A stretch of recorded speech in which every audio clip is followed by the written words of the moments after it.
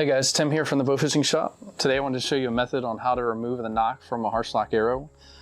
We've recently noticed that some of the knocks on the harsh locks remove fairly easily with twisting and then pulling. However, we've come across a few arrows that the knock appears to be almost stuck or glued on.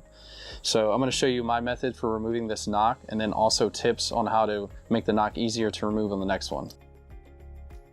Alright guys, so here we have a harsh lock with a knock that will not come out. It will not spin, rotate, no matter how hard I try, it just won't move.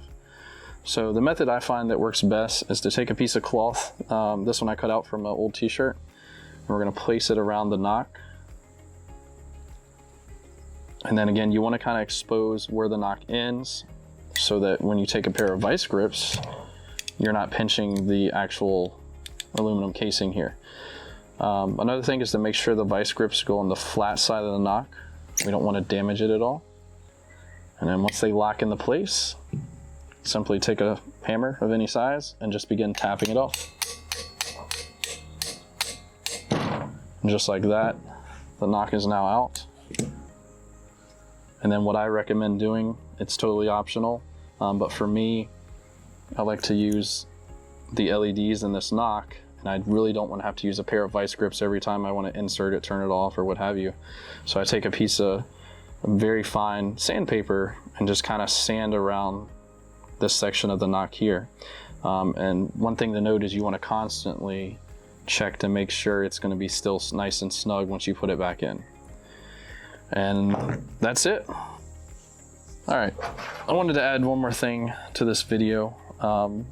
Obviously, the more times you remove the knock and add it back in, it's going to get more and more loose.